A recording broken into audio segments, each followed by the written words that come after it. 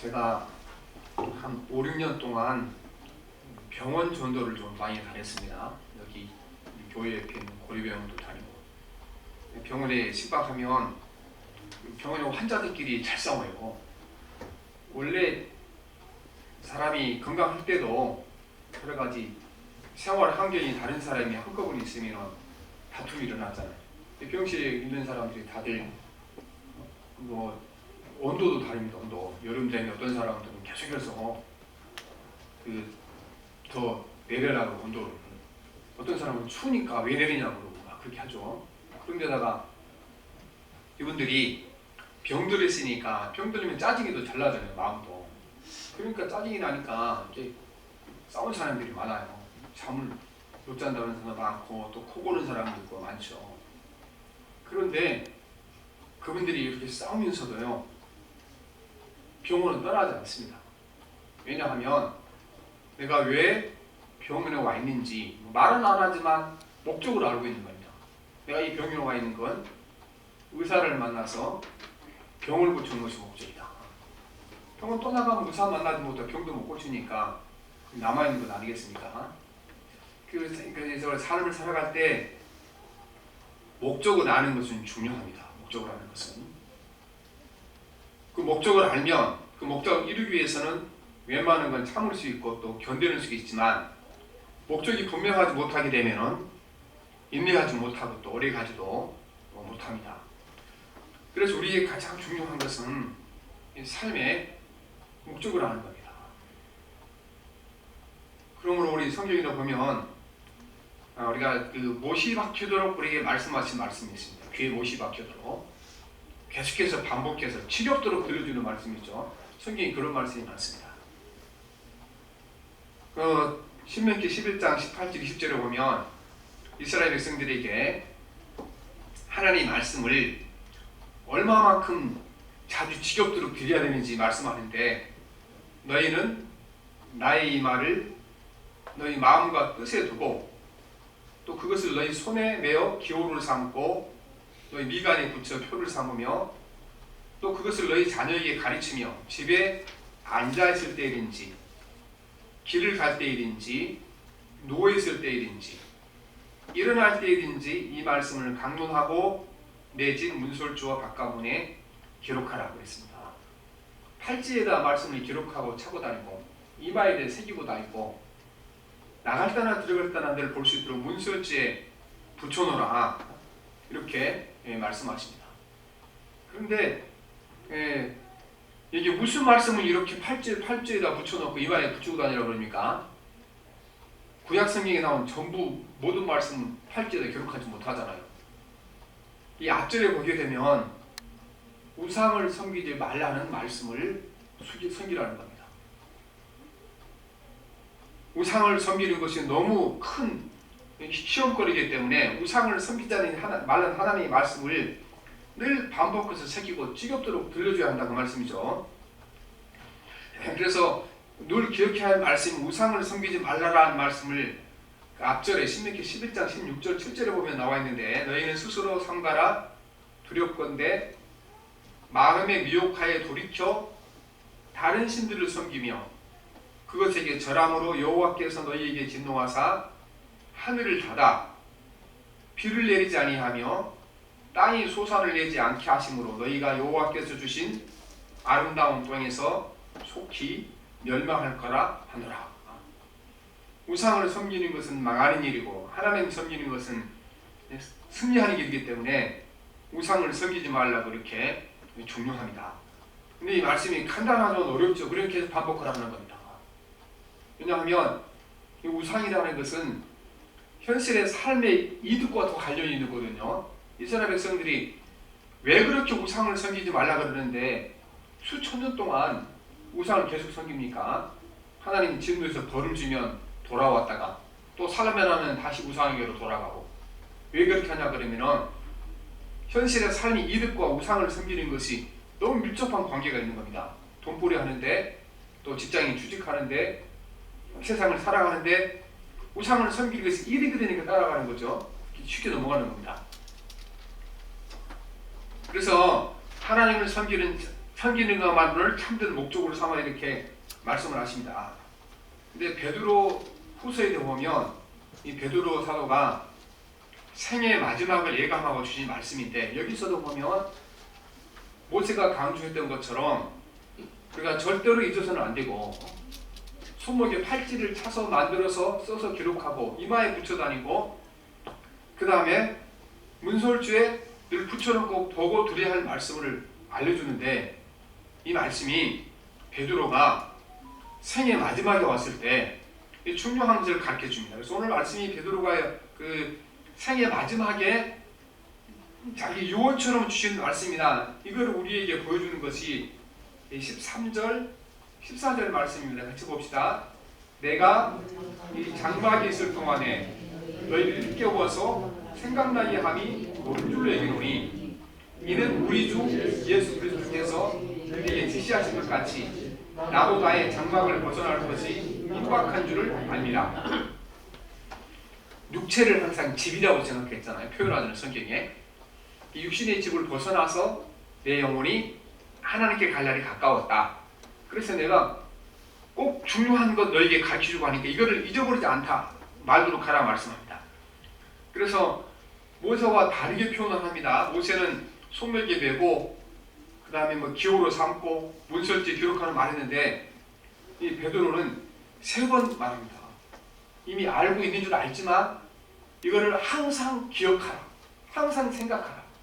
그래서 12절 15절 말씀에 생각하라, 이 말씀을 연수께서 3번 강조합니다. 12절에 보면 그러므로 너희가 이것을 알고 이미 있는 진리에서 있으나 내가 항상 너희에게 생각나게 하려 하노라. 13절에도 보시면 내가 이 장막에 있을 동안에 너희를 일깨워 생각나게 함이 옳은 줄 여기노라. 15절에도 내가 힘써 너희로 하여금 내가 떠난 후이라도 어느 때나 이런 것을 생각나게 하려 하노라 말씀합니다. 그래서 우리가 예배당에 와서 말씀을 들을 때 이게 매일 새로운 지식을 가르쳐주는 거 아닙니다.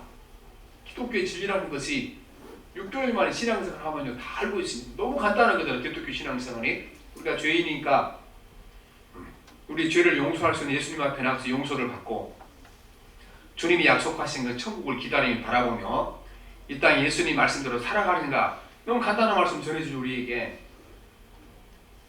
그래서 여기서 베드로가 가르치고 싶은 말이 무엇입니까? 베드로가 잊지 말고 늘 생각하라는 말씀은, 오늘 말씀을 보면 왜 우리가 예수를 믿는지 그 목적을 늘 생각하고 살아가라. 내가 왜 예수를 믿는지 목적을 때마다 시간마다 항상 생각해보고 예수를 믿으라는 겁니다. 사람이 살아가면서 무엇이든지 목적을 아는 것은 중요합니다. 우리에게 예수 믿는 목적을 깊이 생각하라 말씀하셨는데, 이것은 곧 우리에게 우상을 섬기자는 말씀은 같이 연결되는 겁니다. 왜냐하면 현대의 우상은 주님보다 귀한 것이 모든 것이 우상이기 때문에 그렇습니다.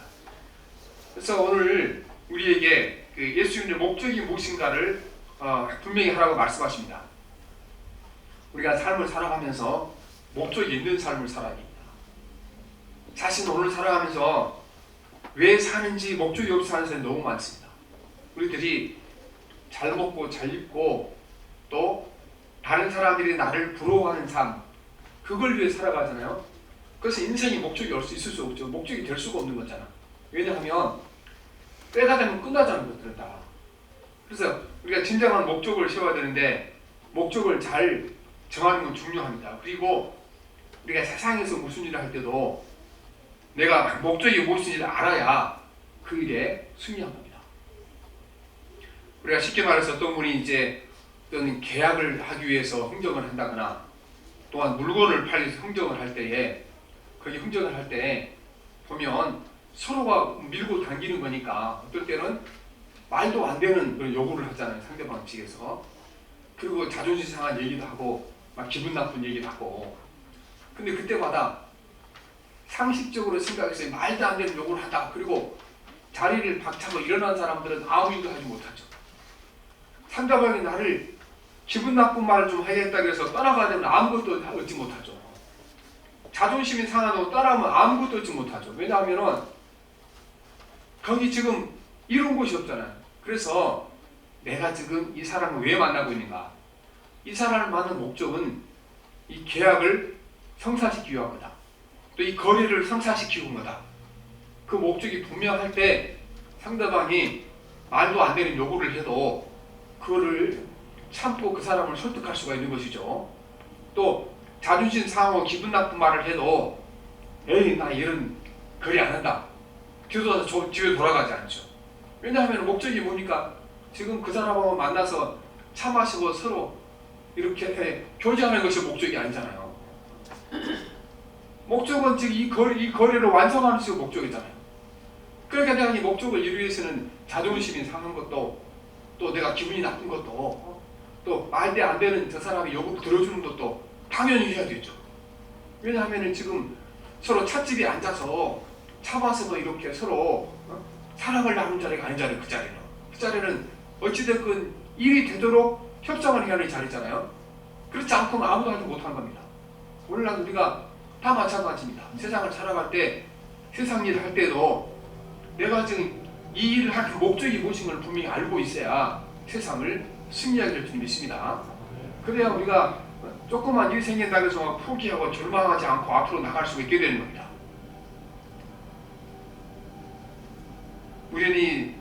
우리의 가정생활도 마찬가지고 세상의 삶이 마찬가지입니다.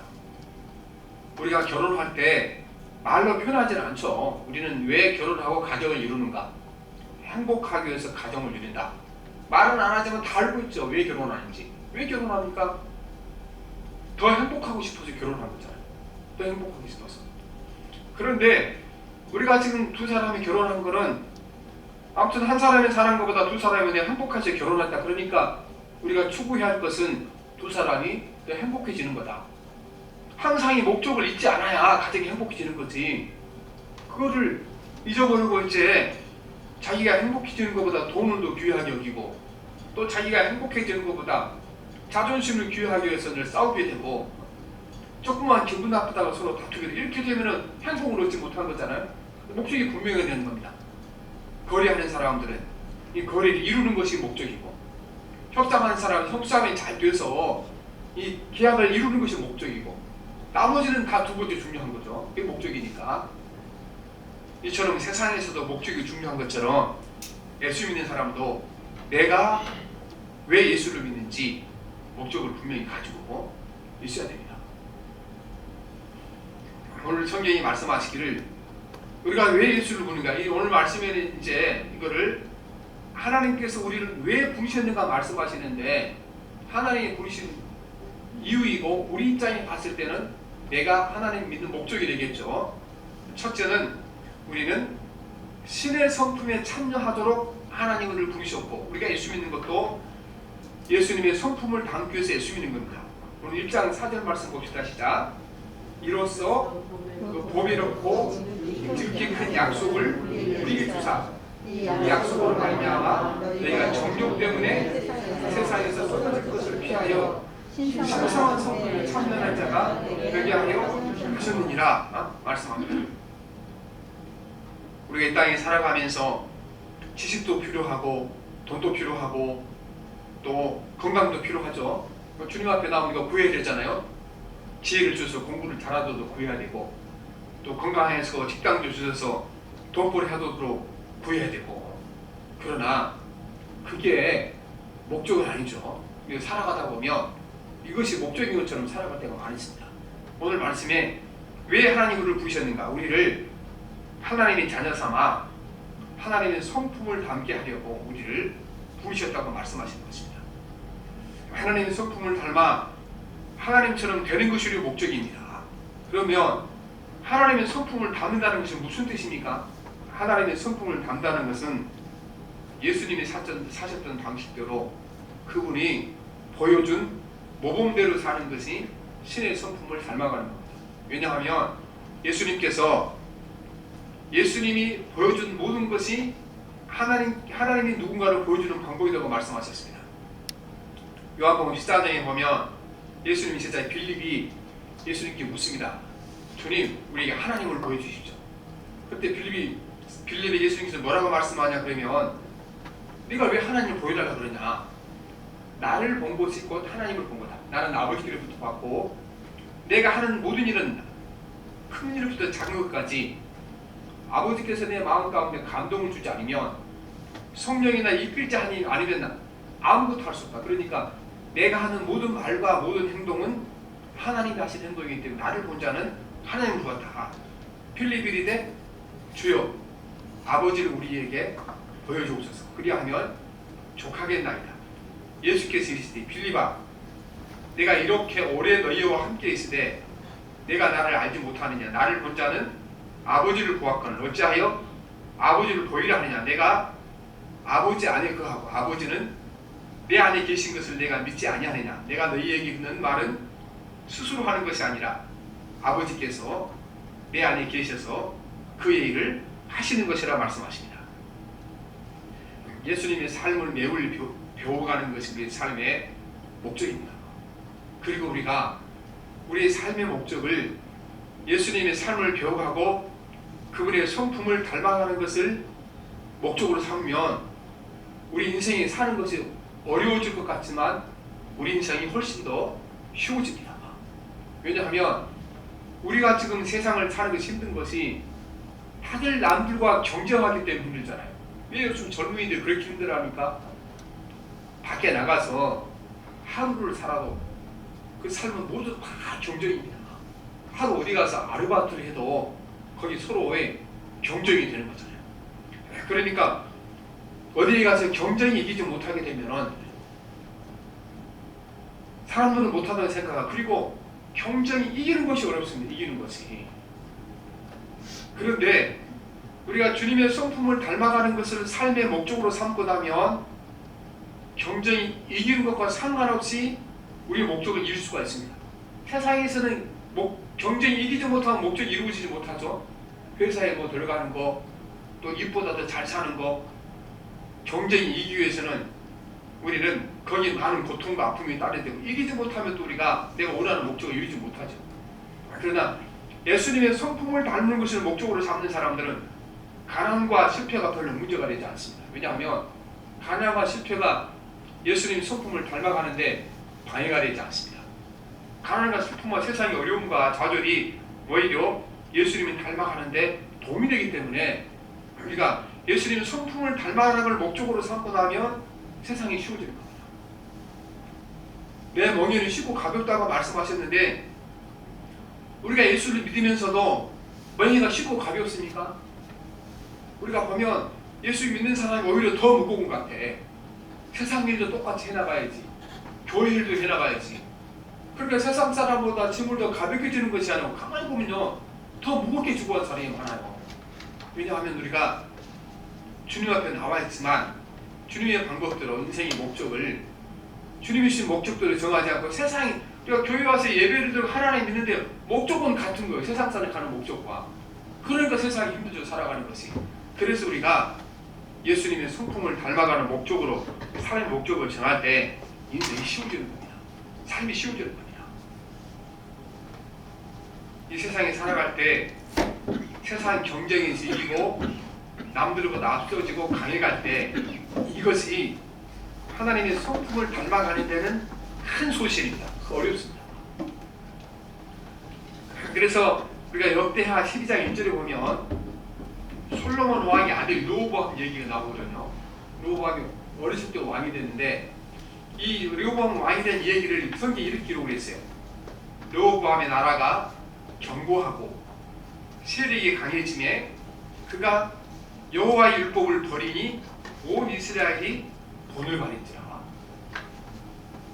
르호보암이 나라가 두 개로 쪼개진 다음에 하나님께 기도하고 부르짖어 기도할 때 하나님이 복을 주셔서 그 조금만 남았잖아요. 나머지 10지파가 다 밖으로 나가고 근데 그 작은 나라에 하나님이 복을 주고 주니까 강해져서 북쪽 영토를 빼앗기다 먹기로 했습니다. 그런데 강해지니까 어떻게 했습니까? 르호보암이 하나님을 떠났다. 예수님 말씀은 어렵다는 겁니다. 그래서 우리가 예수님의 성품을 담는 거는요 오히려 세상에서 강해지고 세상에서 부자가 되는 거 오히려 더 방해될 때가 많습니다. 그러므로 예수님의 성품을 닮아가는 것을 인생의 목적으로 삼을 때 우리는 사는 것이 더 쉬워질 줄을 믿습니다. 그래서 오늘 우리가 내 삶의 목적을 바꾸고 나면 오늘의 삶이 쉬워질 겁니다. 가난하고 병들고 환란이 있고 실패하고 좌절하면 정욕을 피하는 훨씬 유리합니다. 오늘 우리에게 정욕을 피하고 신의 성품에 참여라고 그랬잖아요. 지금 막 아파서 고통스러워서 견딜 수 없는 사람이 무슨 음란한 생각을 하겠습니까? 누구를 해칠 생각을 하겠습니까? 또 남을 괴롭히려고 무슨 모의를 하겠습니까? 육체의 고난과 이 땅의 삶의 괴로움은 오히려 주님을 닮아가고자 하는 목적을 이루려는 훨씬 더 위기되는 겁니다. 그래서 첫째 베드로가 말씀하시기를 왜 예수 믿는 건가? 하나님의 성품을 담기 위하여 예수 믿는 건가? 둘째는 왜 예수 믿는가? 하나님의 나라에 가기 위하여 예수 믿는 거다. 오늘 11절 말씀 봅시다. 11절 시작.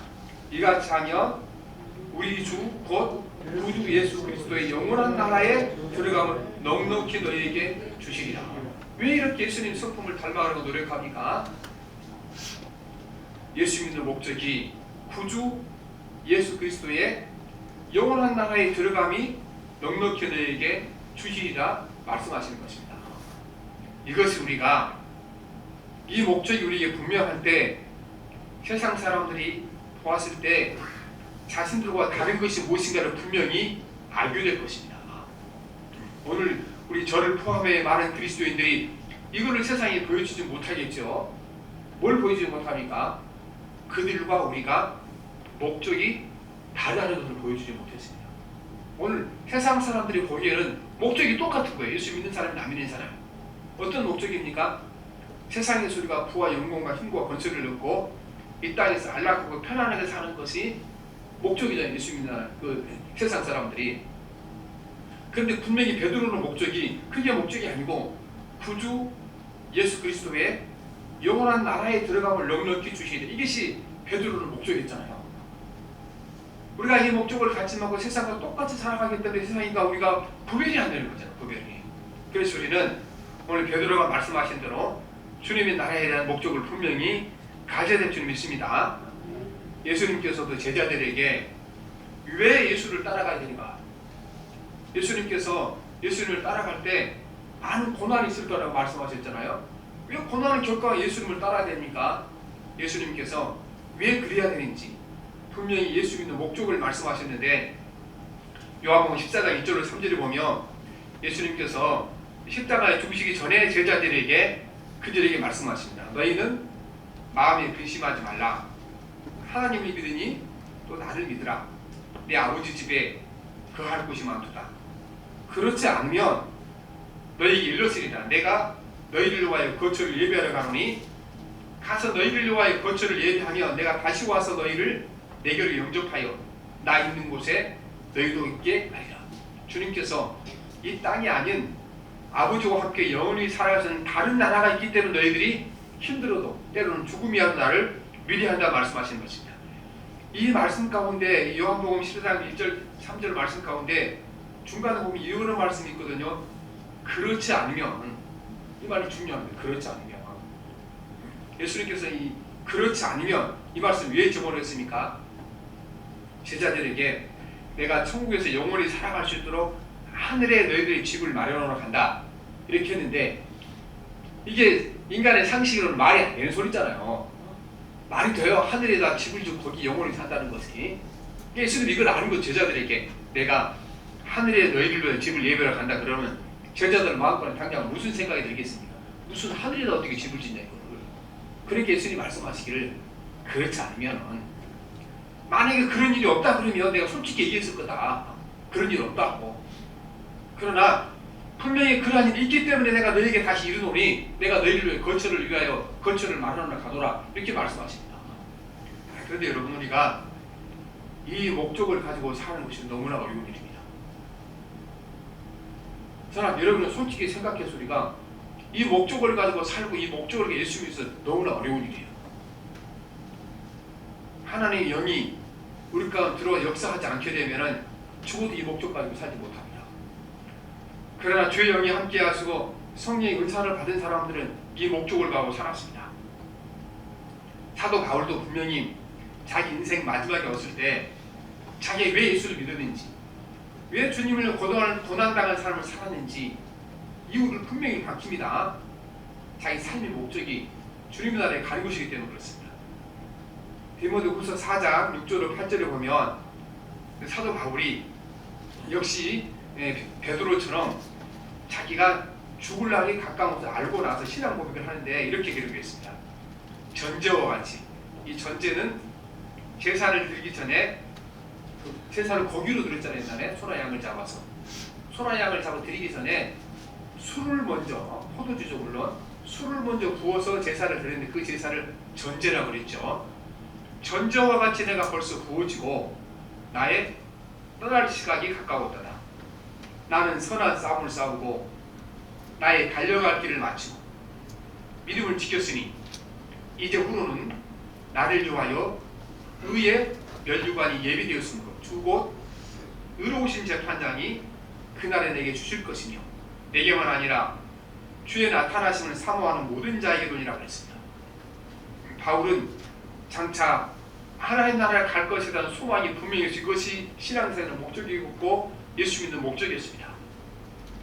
우리가 만약에 세상의 부와 영광을 얻는 것을 목적이라면 우리 신앙생활은 터진 농동에 물을 붓는 것입니다.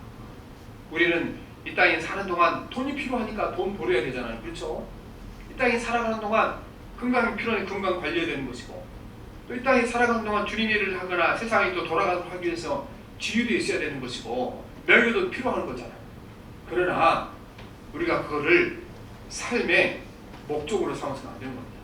그게 삶의 목적이 되면 곧 그것이 우리에게 우상이 되는지 묻습니다.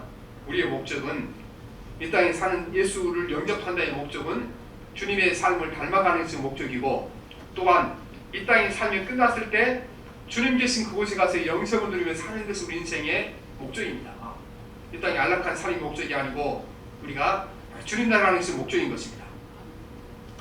구원받은 하나님의 자녀들이 이 땅에서 우리가 하나님의 성품을 담는 연습을 꼭 해야 되는 겁니다. 왜냐하면 하나님의 성품을 담지 못하게 되면 천국에 가는 것이 의미가 없습니다. 왜냐하면 천국은 이 땅과 너무도 다른 곳이기 때문에 미리서 연습해 두지 않으면 그곳에 가도 천국이 아닙니다. 술집에 가서 막걸리 먹고 젓가락 두르기면서 뽕짝 부르던 사람을요, 예수를 전당 베토벤 심포니 교향곡 들으러 가라고 20만 원짜리 티켓을 끊어줘 보세요. 거기 2시간 앉아있는 게 지옥이에요. 그게 무슨 소리인지도 하나도 모르고 어느 정도 클래식을 공부를 하고 귀가 있어야 거기가 즐거움이 행복이 되는 거지. 마찬가지입니다.